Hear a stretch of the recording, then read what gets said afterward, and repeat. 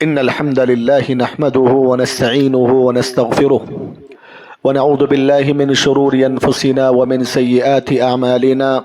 من يهده الله فلا مضل له ومن يضلله فلا هادي له، وأشهد أن لا إله إلا الله وحده لا شريك له، وأشهد أن محمدا عبده ورسوله. أما بعد، فأعوذ بالله السميع العليم من الشيطان الرجيم.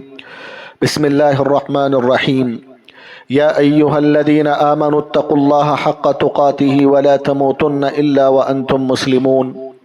يا أيها الناس اتقوا ربكم الذي خلقكم من نفس واحدة وخلق منها زوجها وبث منهما رجالا كثيرا ونساء، واتقوا الله الذي تساءلون به والأرحام إن الله كان عليكم رقيبا.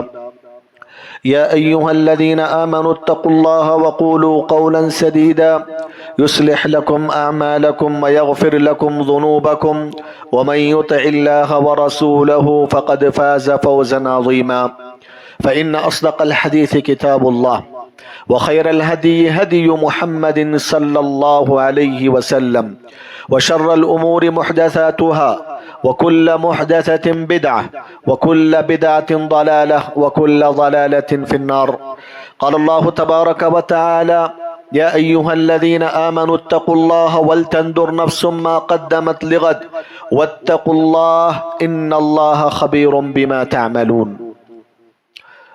قابل احترام حاضرین جمعہ، اسلامی بھائیوں، بزرگوں، پردہ نشین خواتین اسلام، خطبہ مسنونہ کے بعد میں نے آپ کے سامنے قرآن مجید کی ایک آیت پڑھ کر سنائی، جس میں اللہ تبارک و تعالی نے دنیا کے تمام مسلمانوں سے، دنیا کے تمام مومنوں سے فرمایا: اے ایمان والو، اے مسلمانوں، اے مومنوں، اللہ تبارک و تعالی سے ڈرتے رہو، اور تم میں سے ہر انسان کل آنے والے دن کے لیے کیا تیاری کر کے رکھی ہے اس کا جائزہ لے لے۔ اے ایمان والو، اللہ تبارک و تعالی سے ڈرتے رہو، بے شک اللہ تبارک و تعالی تمہارے ہر عمل کے بارے میں جانتا ہے، باخبر ہے۔ محترم حضرات، اس آیت کریمہ میں اللہ تبارک و تعالی نے جو قیامت کا دن ہے، قیامت کا دن، جس دن کو اللہ تبارک و تعالی نے مختلف ناموں سے یاد کیا ہے، کسی جگہ اللہ تعالی نے فرمایا وہ یوم القیامہ ہے، یوم القیامہ کی قسم کھائی، قیامت کا دن۔ کیا مطلب قیامت کا دن کا؟ یعنی وہ دن ہے جس دن تمام کی تمام مخلوقات کو قبر سے اٹھایا جائے گا، اللہ رب العالمین کے سامنے پیش کیا جائے گا، اللہ رب العالمین کے سامنے ہم تمام لوگوں کو اپنے کیے ہوئے اعمال کا حساب چکانا ہوگا، اسی لیے اس کو یوم القیامہ کہا گیا۔ یہ قیامت کا دن جس کے بارے میں رب العالمین نے فرمایا کہ قیامت کا دن وہ دن ہوگا جس دن ایک انسان اپنے بھائی کو دیکھ کر دور بھاگے گا، ایک شوہر اپنے بیوی کو دیکھ کر دور بھاگے گا، ایک لڑکا، ایک بچہ اپنے والدین کو دیکھ کر دور بھاگے گا۔ ہر انسان وہاں ایک دوسرے کا دشمن بن جائے گا، ایک دوسرے سے دور بھاگنے کی کوشش کرے گا۔ یہ وہ دن ہے۔ اس دن کے بارے میں اللہ تبارک و تعالی نے دوسری جگہ فرمایا: یا ایھا الناس اتقوا ربکم ان زلزلۃ الساعۃ شیء عظیم۔ اے لوگو، اللہ رب العالمین سے ڈرتے رہو، اللہ سے تقوی اختیار کرتے رہو، اس لیے کہ قیامت کا دن بہت بڑا زلزلہ ہے، بہت بڑا زلزلہ ہونے والا ہے۔ اور اللہ نے اس کی وضاحت کرتے ہوئے کہا: یوم ترونہا تذہل کل مرضعۃ عما ارضعت۔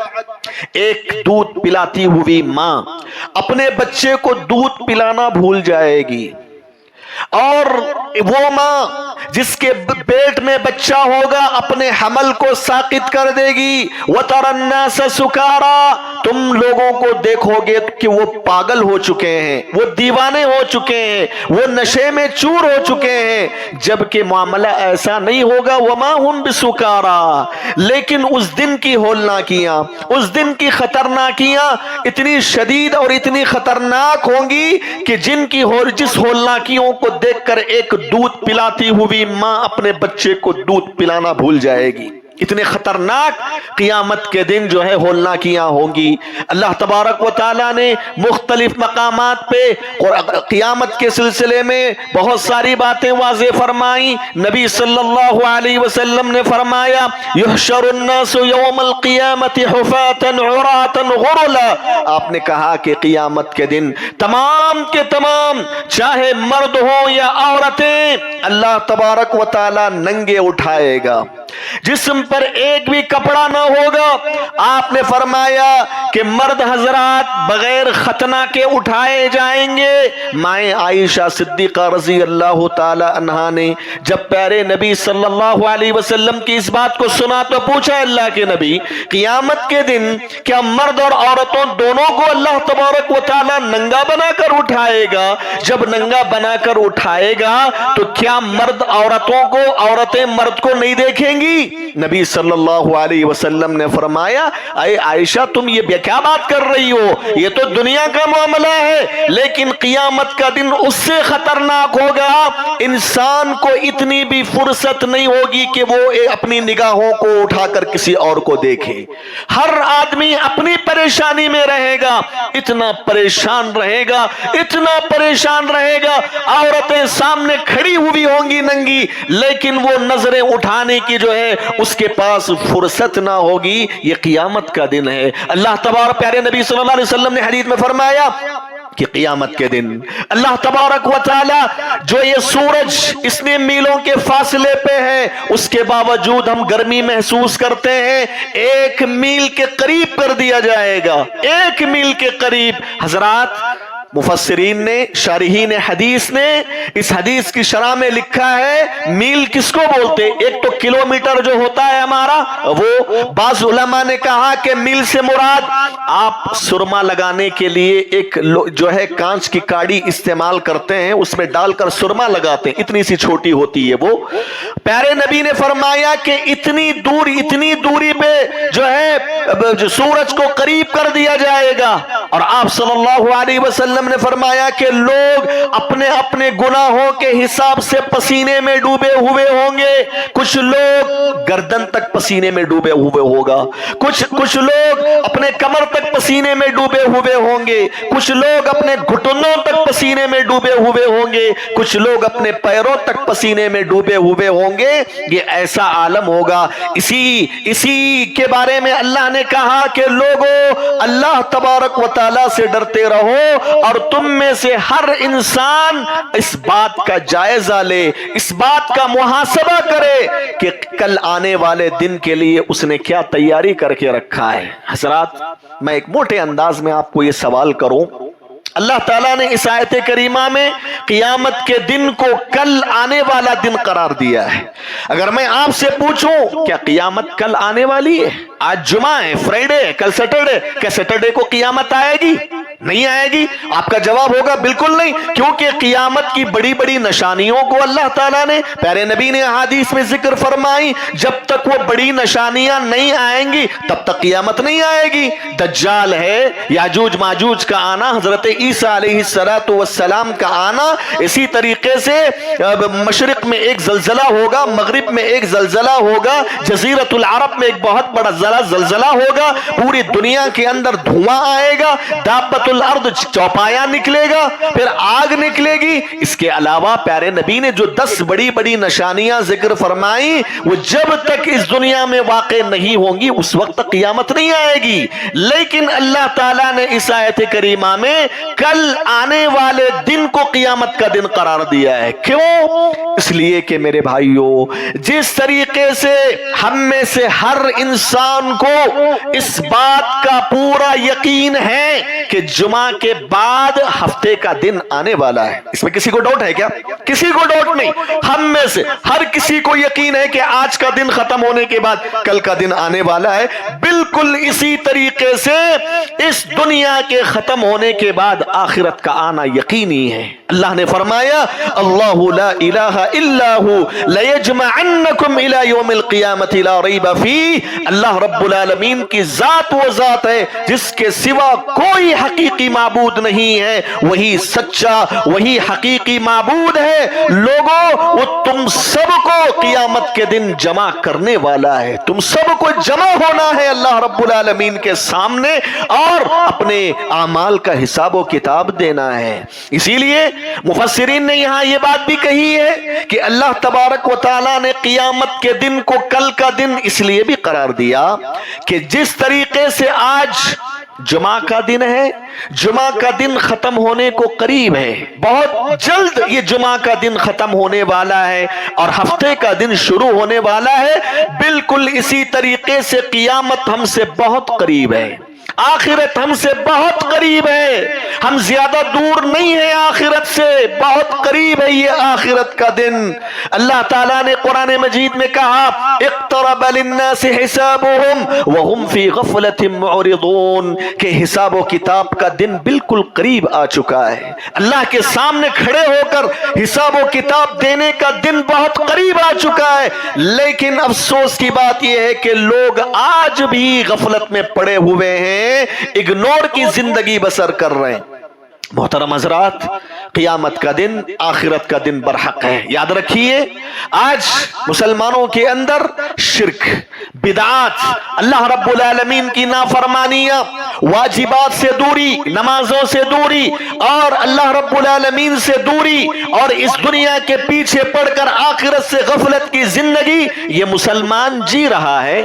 میرے بھائیوں، اگر ہم میں سے ہر مسلمان آخرت میں کامیابی چاہتا ہے، ہم یہ چاہتے ہیں کہ جنت مل جائے، ہم یہ چاہتے ہیں کہ جہنم سے آزادی مل جائے، جو کہ سب سے بڑی کامیابی اللہ تعالیٰ نے قرار دیا ہے، اس کے لیے سب سے پہلی اور بنیادی بات اپنے ذہن و دماغ میں بٹھا کر آج اس جمعہ سے واپس جانا وہ یہ کہ آپ ہر قدم پہ، ہر لمحہ، ہر وقت آپ اپنے دل کے اندر یہ احساس، یہ شعور اپنے اندر مضبوط کریں کہ ایک نہ ایک دن آنے والا ہے جس دن ہمیں مرنا ہے، قبروں کی زندگی میں جانا ہے، مٹی میں جانا ہے اور اللہ رب العالمین کے سامنے کھڑے ہونا ہے. یہ احساس جب تک ہمارے دلوں کے اندر مضبوط نہیں ہوگا، آخرت کا تصور، آخرت کے دن کے بارے میں یقینی وہ احساس ہمارے دلوں میں پیدا نہیں ہوگا، ہم سدھر نہیں سکتے،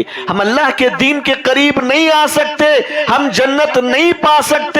ہمیں جنت پانا ہے، جہنم سے آزاد ہونا ہے، اللہ کے قریب آنا ہے. اس کے لیے سب سے بنیادی چیز ہے کہ آپ ہر قدم پہ یہ احساس لے کر جئیں کہ میں تھوڑے دنوں کا مہمان ہوں، اس دنیا سے جانے والا ہوں. یہ جو میں نے بڑی بڑی بلڈنگیں کھڑی کر رکھی ہیں، یہ میں نے پیسہ اب کما کے رکھا ہے، یہ دنیا بھر کی میں نے جائیداد بنا کے رکھی ہے، یہ وہ میرے ساتھ آنے والا نہیں. میں تو مٹی سے پیدا کیا گیا، مجھے مٹی میں جا ملنے والا ہوں. قبر کی زندگی میں کوئی جائیداد، کوئی مال واپس ہمارے ساتھ آنے والا نہیں ہے اور قیامت کے دن رب کے سامنے ہمیں کھڑے ہو کر حساب دینا ہے. یہ احساس اگر ہمارے دلوں کے اندر ہر قدم پر پیدا ہوگا، ہمارے اندر سدھار آئے گا، ہم سدھر جائیں گے، ہم انشاءاللہ جنت کے راستے پہ چل پڑیں گے اور اپنے آپ کو جہنم سے ہم آزاد کر سکیں گے. حضرات آپ غور کیجئے، اللہ کے نبی صلی اللہ علیہ وسلم کو اللہ تبارک و تعالی نے مکے کی زندگی میں 13 سالہ زندگی مکے کی، اللہ کے نبی صلی اللہ علیہ وسلم کو اللہ تعالیٰ نے 3 چیزوں پر فوکس کرنے کا حکم دیا کہ 3 چیزوں کی طرف لوگوں کو دعوت دیں. یہ 3 چیزوں کے بارے میں لوگوں کے ذہن و دماغ کو مضبوط کریں. ان میں سب سے پہلی چیز تھی توحید. پیارے نبی صلی اللہ علیہ وسلم کو اللہ نے حکم دیا کہ اے نبی آپ لوگوں کو توحید کی دعوت دیں. یہ بات بتائیں کہ اے مشرکو، اللہ کو چھوڑ کر جن کو تم پوچھتے ہو، اللہ کو چھوڑ کر جن سے تم دعائیں کرتے ہو، مشکلات کے وقت پکارتے ہو، سجدے کرتے ہو، ہاں یہ سب کا سب شرک ہے، اس سے بچو، ایک اللہ رب العالمین کی عبادت کرو، اس کے سوا کسی اور کو شریک نہ کرنا۔ یہ سب سے پہلی بنیادی چیز تھی جس کی دعوت دینے کا اللہ تعالیٰ نے نبی کو حکم دیا تھا۔ اور دوسری چیز رسالت، یعنی اللہ کے نبی کو اللہ تعالیٰ نے یہ حکم دیا تھا کہ اے نبی، عقیدے توحید کے بعد نبوت و رسالت کے عقیدے کو مضبوط بناؤ، یعنی لوگوں کو یہ بتاؤ کہ میں سچا رسول ہوں، میں سچا نبی ہوں، اللہ کی طرف سے میں اللہ کی باتیں، اللہ کا پیغام تمہیں پہنچانے کے لیے آیا ہوں، یہ مضبوط کرو۔ اور تیسری چیز اللہ نے جس پر فوکس کرنے کا حکم دیا تھا وہ ہے آخرت۔ پیارے نبی کو اللہ نے حکم دیا کہ اے نبی، آپ لوگوں کے ذہن و دماغ میں یہ مضبوط کر دیجئے کہ اس دنیا سے مرنا ہے، اس دنیا سے جانا ہے، اللہ کے سامنے کھڑے ہونا ہے، جنت ہے، جہنم ہے، ترازو ہے، حوض ہے، آخرت کے جتنے بھی مراحل ہیں وہ سب برحق ہیں، اس پہ ایمان لاؤ، اس پہ یقین رکھو۔ یہ تیسری چیز تھی، اللہ تعالیٰ نے نبی کو اس بات پر فوکس کرنے کا حکم دیا تھا۔ حضرات، آپ کو معلوم ہے نا نماز کب فرض ہوئی؟ نماز مکے کے آخری دور میں فرض ہوئی، ہجرت سے کچھ پہلے۔ زکوٰۃ کب فرض ہوئی؟ مدینہ ہجرت کر کے جانے کے بعد زکوٰۃ کی تفاصیل فرض ہوئی۔ روزہ کب فرض ہوا؟ مدینہ جانے کے بعد فرض ہوا۔ حج کب فرض ہوا؟ مدینہ جانے کے بعد حج فرض ہوا۔ آپ دیکھیے، اتنے بڑے بڑے اعمال کو اللہ تعالیٰ نے مکے میں فرض نہیں کیا بلکہ مدینہ میں فرض کیا۔ کیوں؟ اس لیے کہ میرے بھائیوں، مکے کے اندر اللہ تعالیٰ نے نبی کو یہ حکم دیا تھا کہ سب سے پہلے تم آخرت کا تصور مضبوط کرو، اس لیے کہ لوگوں کے ذہن و دماغ میں جب آخرت کا تصور مضبوط ہوگا، یہ احساس پیدا ہوگا کہ ہمیں جانا ہے، اللہ کے سامنے کھڑے ہو کے حساب دینا ہے، تو پھر نماز، روزہ، زکوٰۃ یہ خود بخود ان کی زندگی میں آ جائے گا۔ حضرات، یہی حکمت تھی کہ اللہ تعالیٰ نے بعد میں اعمال کو فرض کیا، پہلے آخرت کا تصور مضبوط کرنے کا حکم دیا۔ اس کی حکمت یہ تھی کہ جب آخرت کا تصور، آخرت کا احساس، اللہ کے سامنے کھڑے ہونے کا احساس آپ کے دلوں میں اگر آ جائے تو پھر انسان خود بخود سدھر جاتا ہے، سنبھل جاتا ہے، دین کی طرف آتا ہے، دنیا داری چھوڑتا ہے، اللہ کے لیے اپنی زندگی کو لگا دیتا ہے۔ یہی وجہ ہے میرے بھائیوں، آپ دیکھیے حضرت عمر بن الخطاب رضی اللہ تعالی عنہ کا ایک پیارا جملہ ہے۔ وہ جملہ ہم تمام مسلمانوں کے لیے بہت بڑی عبرت، بہت بڑا سبق ہے، اور خاص طور سے وہ لوگ جن لوگوں کو اللہ تعالیٰ نے ذمہ دار بنایا ہے۔ کس کا ذمہ دار؟ ہاں، کسی ملک کا ذمہ دار ہو، کسی شہر کا ذمہ دار ہو، کسی قریے کا ذمہ دار ہو، کسی مسجد مدرسے کا ذمہ دار ہو، اپنے گھر کا ذمہ دار ہو، کوئی بھی ذمہ دار کسی بھی ناحیے سے اپنی ذمہ داری کو نبھا رہا ہے، ان تمام ذمہ داروں کے سلسلے میں حضرت عمر رضی اللہ تعالی عنہ نے بہت بڑا پیغام دیا۔ حضرت عمر کہا کرتے، لو عثرت بغلۃ فی العراق لخشیت ان يسألني الله عز وجل لما لم تصلح لها الطريقة يا عمر۔ عمر کہا کرتے، میں خلیفۃ المسلمین ہوں، پورے مسلمانوں کا بادشاہ ہوں، پورے مسلمانوں کا خلیفہ ہوں۔ مدینہ المنورہ کیپٹل سٹی تھا عمر رضی اللہ عنہ کے دور میں۔ عمر رضی اللہ عنہ مدینہ میں رہ کر یہ کہا کرتے تھے کہ اگر عراق کی سرزمین کے اندر راستے میں چلتے ہوئے کسی جانور کو ٹھوکر لگ کر وہ جانور گر جاتا ہے، مجھے ڈر لگتا ہے کہ کہیں اللہ تعالیٰ قیامت کے دن مجھ سے یہ نہ پوچھ لے کہ اے عمر، میں نے تجھے مسلمانوں کی حکومت عطا کی تھی، ذمہ دار بنایا تھا، تیری خلافت میں راستے برابر نہیں تھے، جانور ٹھوکر کھا کے نیچے گر جاتے تھے، اے عمر تم نے عراق کے راستوں کو کیوں صحیح نہیں کیا تھا؟ یہ نہ پوچھ لے اللہ تعالیٰ مجھے اس بات کا مجھے ڈر لگتا ہے. یہ احساس ذمہ داری، چاہے وہ باپ ہو، شوہر ہو، مسجد مدرسے کا ذمہ دار ہو یا کسی ملک اور علاقے کا ذمہ دار ہو، ایک ذمہ دار کو اس کی ذمہ داری کو صحیح معنوں میں نبھانا ہے، اس کو صحیح ڈھنگ سے ادا کرنا ہے، تو پھر وہ چیز آخرت کی یاد دہانی ہی اس کو کروا سکتی ہے. جس آدمی کے دل میں آخرت کا تصور نہ ہو، آخرت میں اللہ کے سامنے کھڑے ہو کر حساب و کتاب کا ڈر نہ ہو، اللہ رب العالمین کے سوالات کا ڈر نہ ہو، تو پھر میرے بھائیوں کوئی بھی مسلمان نہ سدھر سکتا ہے، نہ ذمہ دار اپنی ذمہ داری کو صحیح معنوں میں نبھا سکتا ہے. یہی آخرت ہے، یہی آخرت کا تصور ہے. یہ سب سے پہلی بنیادی چیز ہے میرے بھائی. آپ کو معلوم ہونا چاہیے صحابہ کرام رضوان اللہ علیہم اجمعین کی زندگیاں آپ پڑھیے. یہ صحابہ کرام کو اللہ نے دنیا کی دولت سے نوازا تھا، آرام و آسائش کی زندگی تھی ان کے پاس، اللہ تعالیٰ نے حلال طریقے سے ان کو مالدار بنایا، پیسوں کی کمی نہ تھی، دولت کی کمی نہ تھی. وہ بڑے پیسے والے ہو کر بھی ان کی زندگیاں بے چین ہو جاتی تھیں جب وہ آخرت کو یاد کرتے تھے.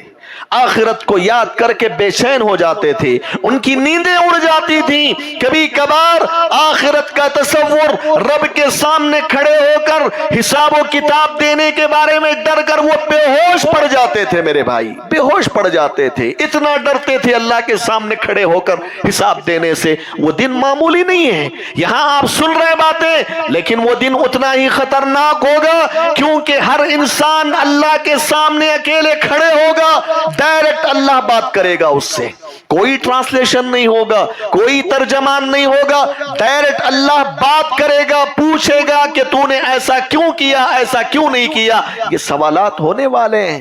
حضرات یہ صحابہ کرام اس دن کو یاد کر کے بے چین ہو جاتے تھے. عبد الرحمن ابن عوف رضی اللہ تعالی عنہ کے بارے میں آتا ہے کہ عبد الرحمن ابن عوف مدینہ کے مالدار صحابوں میں ان کا شمار ہوتا تھا. آپ کو معلوم ہے کہ عبد الرحمن ابن عوف مکہ میں رہ کر بہت بڑا بزنس کھڑا کیا تھا، بہت بڑی دولت کمایا تھا، پیسہ کمایا تھا. لیکن جب ہجرت کرنے کا موقع آیا تو کفار اور مشرکین نے عبد الرحمن سے کہا کہ اے عبد الرحمن، تم نبی صلی اللہ علیہ وسلم کی بات میں آ کر ہجرت کرنا چاہتے ہو، ہمارے ساتھ مل کر جو تم نے پیسہ کمایا نا بزنس کر کے، وہ سب پیسہ چھوڑ کے جانا پڑے گا، وہ سب پیسہ چھوڑ کے جانا پڑے گا. عبد الرحمن ابن عوف نے کہا کہ کوئی بات نہیں، تم پیسہ مانگتے ہو، دولت رکھ لو، تمہاری دولت، میں اپنا کمایا ہوا دولت بھی قربان کر دیتا ہوں. مجھے پیارے نبی صلی اللہ علیہ وسلم کا جو حکم ہے ہجرت کرنے کا، مجھے وہاں پہنچنا ہے. عبد الرحمن ابن عوف اپنی جگہ مالدار صحابی تھے مکہ میں، لیکن ہجرت کر کے آئے تو خالی ہاتھ آئے،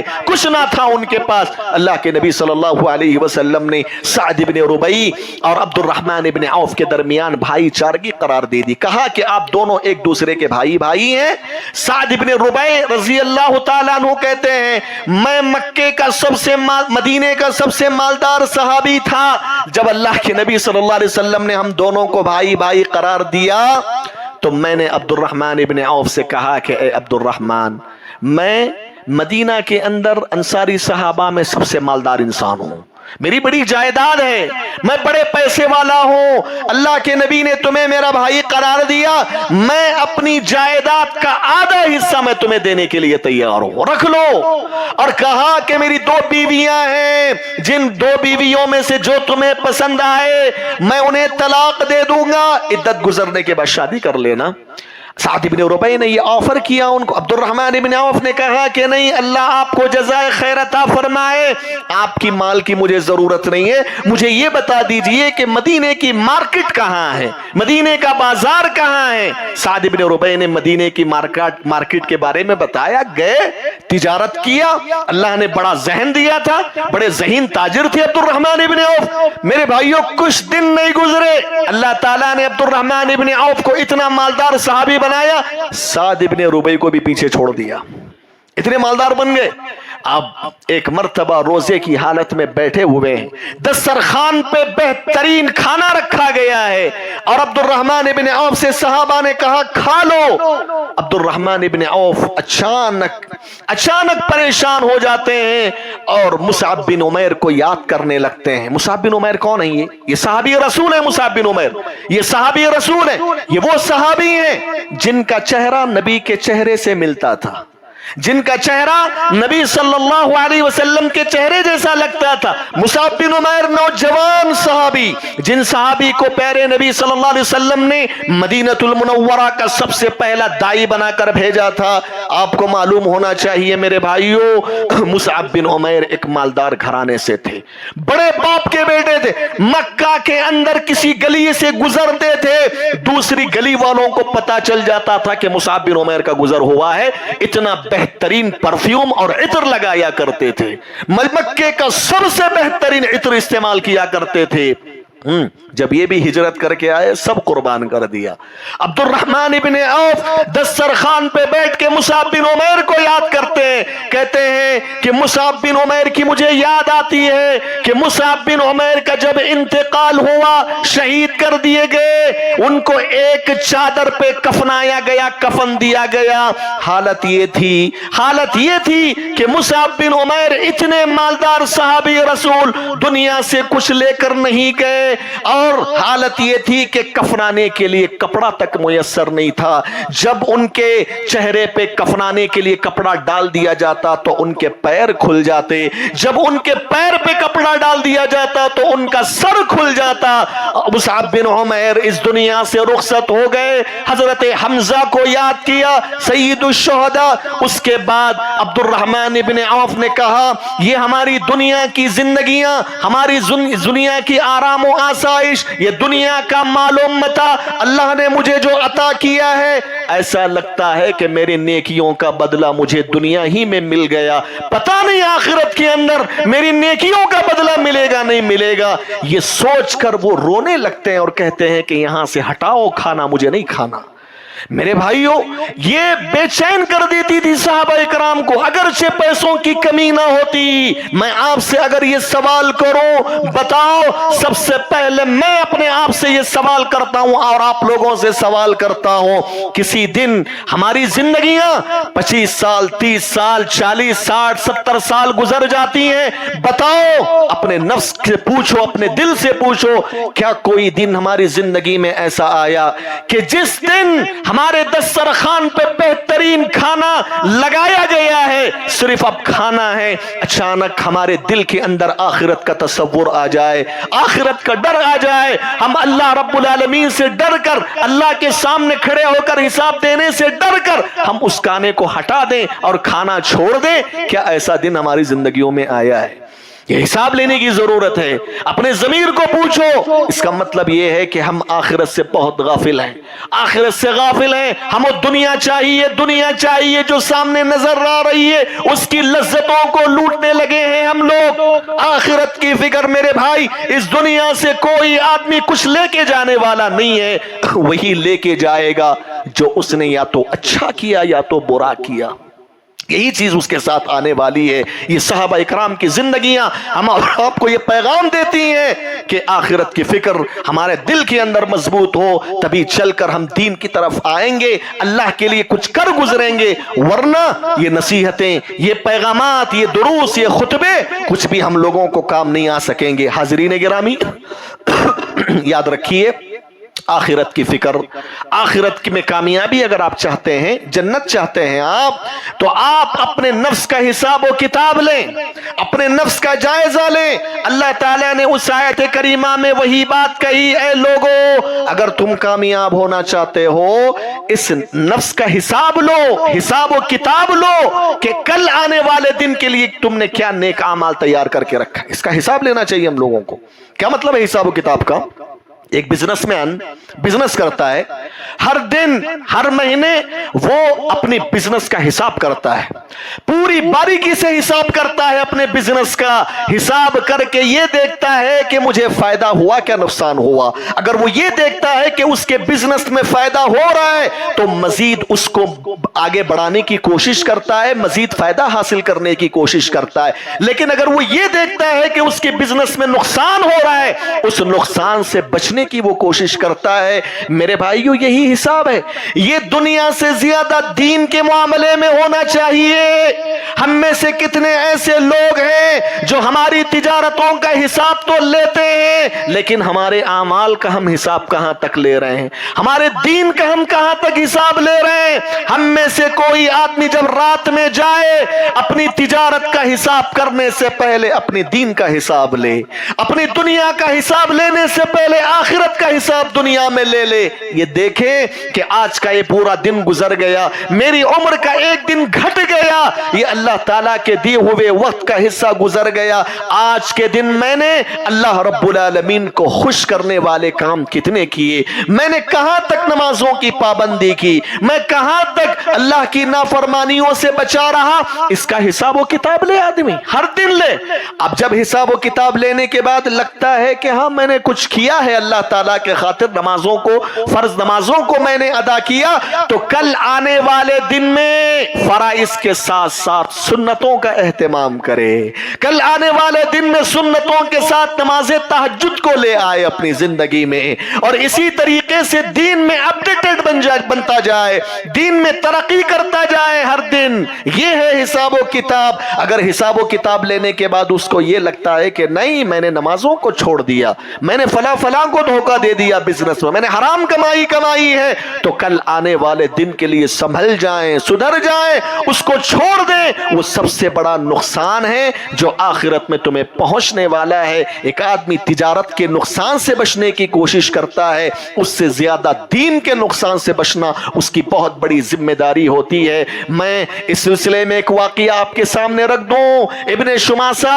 रहमहुल्लाह कहते हैं, अम्र बिन आस रज़ियल्लाहु ताला अन्हु जलीलुल कद्र सहाबी रसूल जब इस दुनिया से मर के जा रहे थे, इस दुनिया से मर के जा रहे थे, ज़ारो कतार रो रहे थे, ज़ारो कतार रो रहे थे। उनका बेटा वहां मौजूद था अब्दुल्ला। वो अम्र बिन आस अपने बाप से कहता है कि अब्बा जान क्यों रोते हो, क्यों रोते हो, क्यों मौत से डर लग रहा है तुम्हें इसलिए रो रहे हो। अम्र बिन आस ने कहा कि अल्लाह के बंदे मेरे बच्चे, मुझे मौत से डर नहीं लगता। इससे मालूम हुआ कि एक मोमिन मौत से घबराता नहीं है, एक मोमिन मौत से घबराता नहीं है, लेकिन जिस आदमी के दिल में ईमान कमजोर हो, जो अल्लाह की नाफरमानियों से अपनी दुनिया को बर्बाद कर चुका हो, जब उसके मौत का वक्त करीब आता है तो वो डरता है। लेकिन सच्चा जो मोमिन होता है वो अल्लाह से, वो मौत से डरता नहीं है, बल्कि मौत की बुनियाद पर वो खुशी महसूस करता है कि इस मौत के बाद मुझे अल्लाह से जा मिलना है।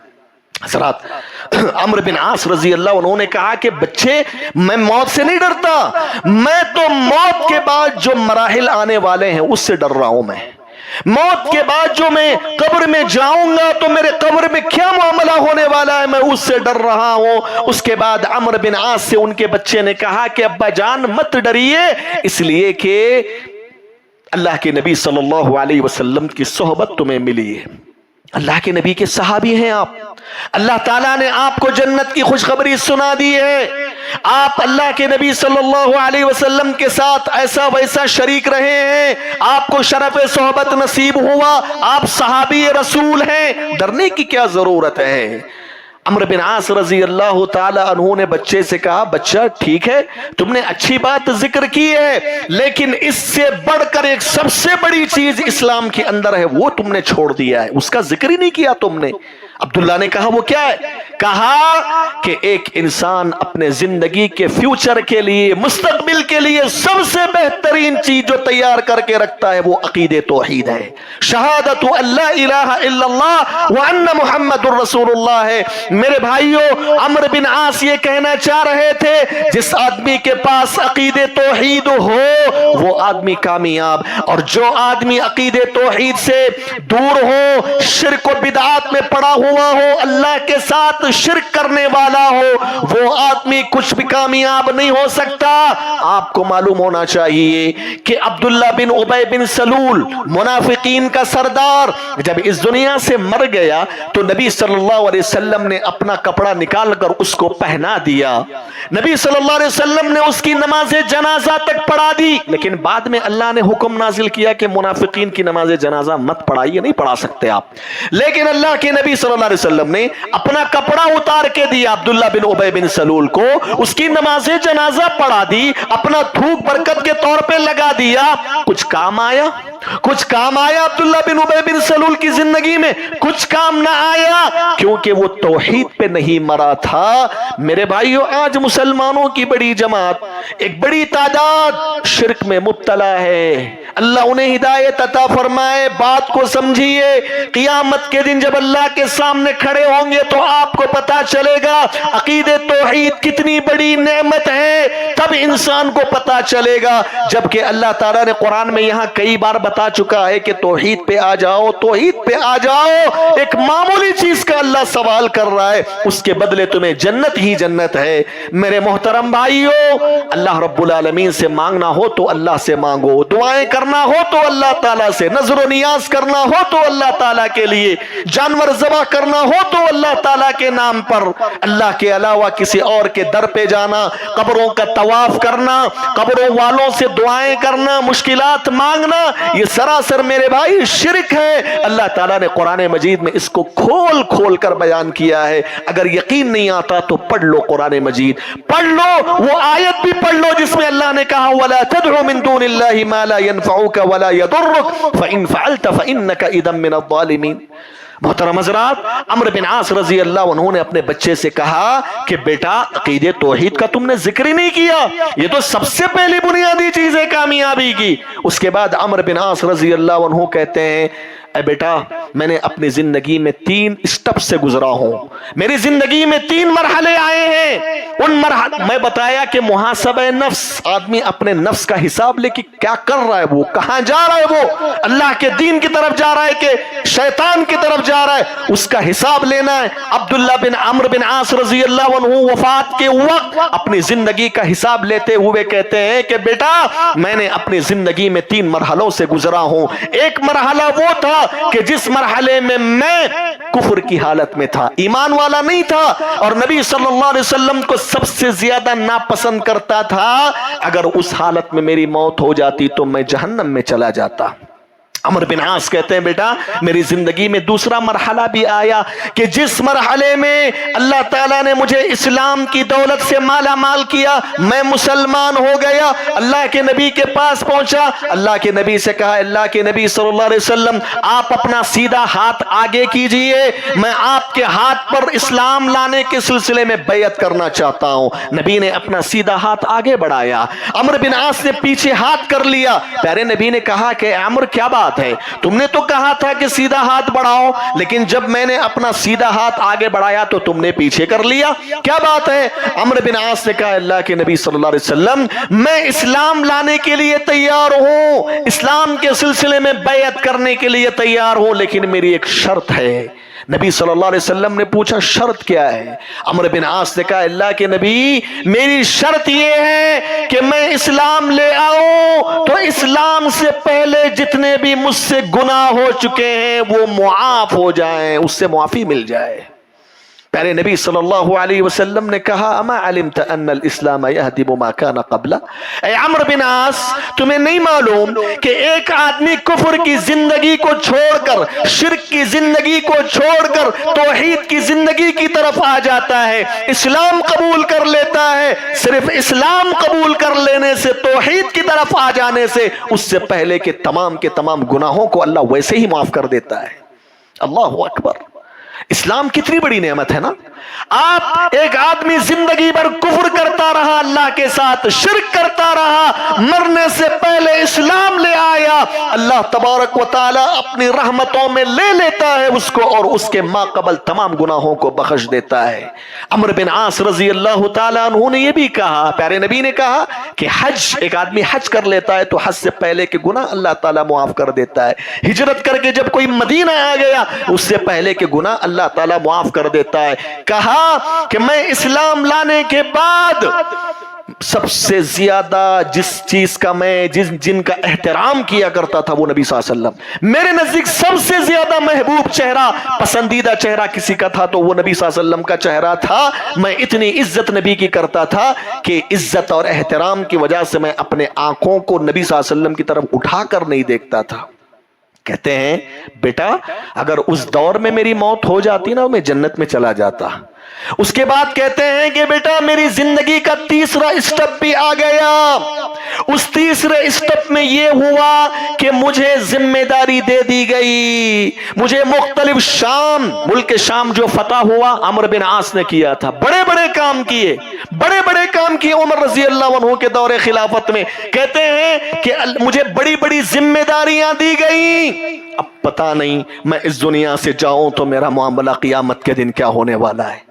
میرے بھائی ڈر رہے ہیں قیامت کے دن سے. صحابی رسول ہیں جن کو جنت کی سرٹیفکیٹ دے دی گئی ہے. ہم میں سے کوئی بھی آدمی کتنا ہی بڑا متقی بن جائے یہ دعویٰ نہیں کر سکتا کہ وہ جنتی ہے. امید کر سکتے ہیں رب کریم سے، لیکن 100% یقین کے ساتھ نہیں کہہ سکتے. وہ صحابی رسول جنتی تھے، اس کے باوجود آخرت کو اتنا ڈرتے تھے کہ میں ذمہ داری مجھے دی گئی، میں ذمہ داری میں صحیح معنوں میں نبھایا نہیں پتا قیامت کے دن میرا کیا ہونے والا ہے. محترم حضرات کہتے ہیں جب میری موت ہو جائے نا میرے قبر کے پاس تھوڑا تھوڑا مٹی ڈالو اور میرے قبر کے اطراف کھڑے ہو کر میرے بارے میں رب سے دعائے استغفار کرو. اتنی دیر تک جتنی دیر کوئی آدمی ایک اونٹ کو ذبح کر کے اس کا گوشت تقسیم کر دے، اتنا دیر کھڑے ہو کر میرے قبر کے ارد گرد میرے حق میں دعائے مغفرت کرنا، کیونکہ مجھے سوال کیا جانے والا ہے. قبر میں فرشتے آنے والے ہیں.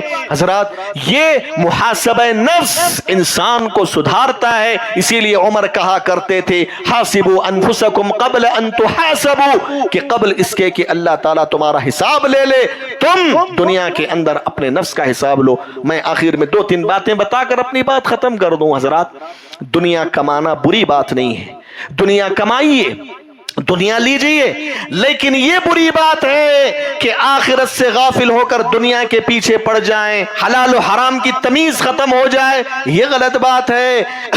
آخرت کو دنیا کو کمانا، بیوی بچوں کو کھلانا یہ ضروری چیزیں ہیں. ایسا نہیں ہے کہ آدمی دنیا سے غافل ہو کر سنیاس بن جائے، اس سے بھی اسلام منع کرتا ہے. آپ کو دنیا کے راستے سے جنت کو پانا ہے، دنیا میں رہ کر آپ کو جنت پانا ہے.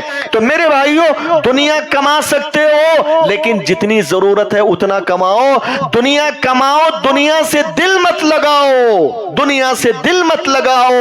یہی پیغام کتاب اللہ سنت رسول صلی اللہ علیہ وسلم کا ہے. صحابہ اکرام رضوان اللہ علیہ مجمعین کی زندگیاں بتاتی ہیں کہ صحابہ دنیا کماتے تھے آخرت کے لیے، لیکن ہم میں سے اکثر لوگ دنیا کماتے ہیں دنیا کے لیے، لیکن صحابہ دنیا کماتے تھے آخرت کے لیے. یعنی دنیا کے پیچھے پڑے رہتے تھے، حلال کمائی کماؤ تاکہ اس کمایا ہوا پیسہ میں اللہ کے راستے میں دے دوں، میری آخرت بن جائے. یہ صحابہ اکرام کا تصور تھا، یہ پیغام تھا. میں آخری بات بتا کر اپنی بات ختم کر دوں. سعید ابن عامر رضی اللہ تعالی عنہ ایک بڑے جلیل القدر صحابی رسول گزرے ہیں. آپ ان کے بارے میں پڑھیں گے تو آپ حیران رہ جائیں گے کہ سعید ابن عامر کو عمر بن الخطاب نے حمص کا گورنر مقرر کیا تھا. یہ حمص کے گورنر تھے، حمص کے امیر تھے. حمص ایک علاقے کا نام ہے. حمص کے جو بڑے بڑے لوگ جب مدینہ آئے کسی کام سے بات کرنے کے لیے عمر سے، تو عمر نے کہا کہ دیکھو حمص کے اندر جتنے بھی غریب اور مسکین لوگ ہیں نا ان کی لیسٹ بنا کے مجھے دے دو تاکہ میں بیت المال سے ان کی ضرورتوں کو پورا کر سکوں. حمص کے لوگوں نے لیسٹ بنائی. لیسٹ بنانے کے بعد نام لکھے اس میں. میرے بھائی عمر بن الخطاب رضی اللہ عنہ نے جب اس لیسٹ کو دیکھا اس میں نام لکھے ہوئے تھے فلاں فلاں فلاں فلاں، نیچے سعید ابن عامر کا نام لکھا ہوا ہے.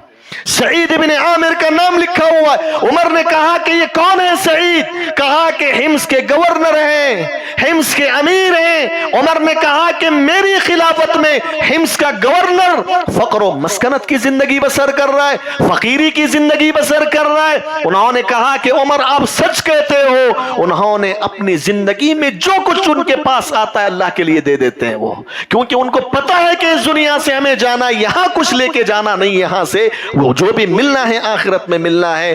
میرے بھائیوں، عمر نے کہا ایک کام کرو، 1000 دینار یہ پکڑو، جاؤ سعید ابن عامر کو دے دو تاکہ وہ اپنے بیوی بچوں پہ خرچ کرے۔ 1000 دینار مطلب 1000 سونے کے سکے، بہت بڑی قیمت۔ میرے بھائی، سعید ابن عامر کو جب لوگ سعید ابن عامر کے پاس لے کر آئے سونے کے سکے، سعید ابن عامر کو دے دیا، یہ لو حضرت عمر نے تمہیں دے کر بھیجا ہے۔ میرے بھائی، سعید ابن عامر نے جب اس کو کھول کو دیکھا تو سونے کے سکے ہیں، دیکھتے ہی انا للہ و انا الیہ راجعون پڑا۔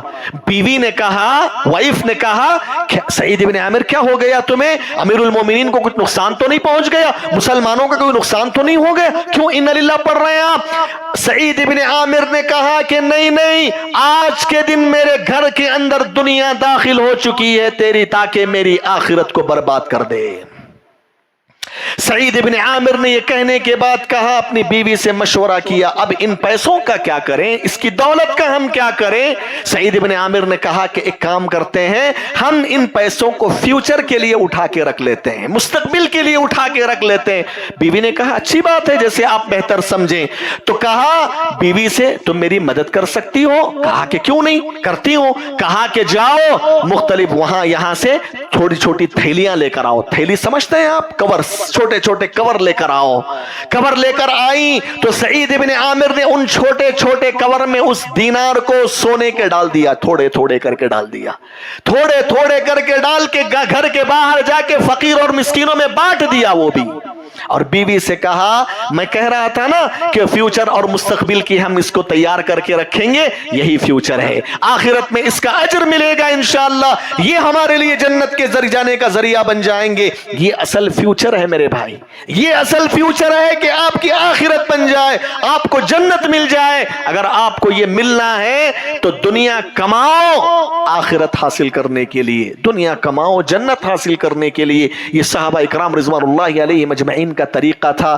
میرے بھائی، باتیں بہت ساری تھیں لیکن وقت اس بات کی اجازت نہیں دیتا کہ مزید میں آپ کے سامنے باتیں رکھوں۔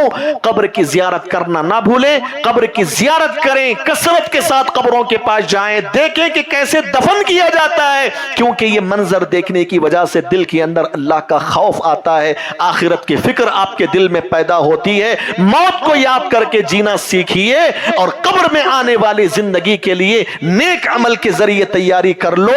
یہ نیک عمل سے ہی آپ کی قبر کی زندگی آباد ہوتی ہے۔ یہ دنیا، یہ سب کچھ، یہ سب دھوکے کا سامان ہے، یہاں کمایا یہی ختم ہونے والا ہے۔ ہمیشہ کی زندگی آخرت کی زندگی ہے، اس کے لیے تیاری کریں۔ رب العالمین سے دعا ہے کہ رب العالمین جو باتیں میں نے کہیں، سب سے پہلے مجھے، آپ حضرات اور خواتین اسلام کو عمل کرنے کی توفیق عطا فرمائے۔ اللہ تعالیٰ جب تک ہمیں زندہ رکھے عقید توحید لا الہ الا اللہ پر زندہ رکھے، جب ہماری موت ہو عقید توحید لا الہ الا اللہ پر ہو۔ آمین۔ اقول قولی هذا واستغفر الله لي ولكم ولسائر المسلمين من كل ذنب فاستغفروه انه هو الغفور الرحيم۔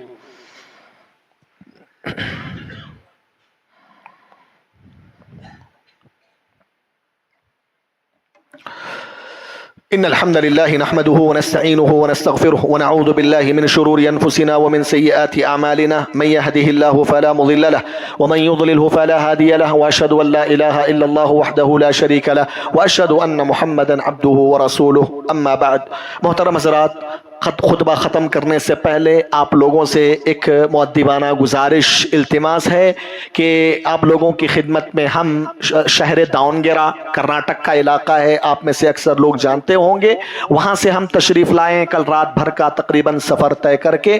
وہاں ایک مسجد فرقان اہل حدیث کے نام سے الحمدللہ بنائی گئی ہے، لیکن مصلیوں کی تعداد بہت زیادہ بڑھ رہی ہے اللہ کے فضل و کرم سے، تو اس کی وجہ سے مزید ایک اور جگہ ہم لوگوں نے لیا ہے، تقریباً 60 لاکھ پر مشتمل ہے، اور جنوری میں اس کا رجسٹریشن فوراً کرانا ہے، لہٰذا اب اتنی استطاعت نہیں ہے کہ اس مسجد کے لیے جو ہے فوراً رجسٹر کرایا جائے۔ اور میں آپ کو بتاؤں دونگرے کے حالات، شاید آپ جانتے ہوں کہ یہاں دین کے کام کے لیے، کتاب اللہ سنت رسول کی دعوت کے لیے لڑنا پڑا، یہاں تک کہ پولیس اسٹیشنوں تک پہنچنا پڑا ہے۔ تو یہ اللہ تعالیٰ کی توفیق ہے، اس کے بعد کوششیں ہیں، اللہ تعالیٰ چلا رہا ہے کام۔ تو تو میرے بھائیوں، میں آپ تمام لوگوں سے مؤدبانہ گزارش کرتا ہوں کہ مسجد فرقان کے لیے زیادہ سے زیادہ آپ تعاون پیش کرتے جائیں. یہ آخرت کی بینک ہے، آخرت کے لیے ذخیرہ آخرت بنے گی. ایک مصلی جو ایک آدمی کھڑے ہو کر نماز پڑھتا ہے 15,000 روپیے کا ہے، تو کم از کم آ کے ایک مصلی لے کر جانے کی کوشش کریں. ایک مصلی کا مطلب یہ ہے کہ آپ اس دنیا سے رخصت بھی ہو جائیں، جتنا آدمی نماز پڑھیں گے اتنی جگہ پورا ثواب آپ کو قبر میں بھی ملتا رہے گا. یہ صدقہ جاریہ آپ کے لیے بنے گا. لہٰذا میں آپ تمام لوگوں سے مؤدبانہ گزارش کرتا ہوں کہ زیادہ سے زیادہ اس مسجد کے لیے تعاون پیش کرتے جائیں. رب العالمین ہم تمام لوگوں کو اللہ تعالیٰ کے راستے میں زیادہ سے زیادہ اپنا تعاون پیش کرنے کی توفیق عطا فرمائے. آخرت کے لیے زیادہ سے زیادہ اپنے پیسوں کو خرچ کرنے کی توفیق عطا فرمائے. آمین. ان اللہ و ملائکتہ یصلون علی النبی یا ایھا الذین آمنوا صلوا علیہ وسلموا تسلیما. اللهم صل على محمد وعلى آل محمد كما صليت على إبراهيم وعلى آل إبراهيم إنك حميد مجيد. اللهم بارك على محمد وعلى آل محمد كما باركت على إبراهيم وعلى آل إبراهيم إنك حميد مجيد. عباد الله رحمني ورحمكم الله، إن الله يأمر بالعدل والإحسان وإيتاء ذي القربى وينهى عن الفحشاء والمنكر والبغي يعظكم لعلكم تذكرون. اذكروا الله يذكركم وادعوه يستجب لكم ولذكر الله أكبر والله يعلم ما تصنعون.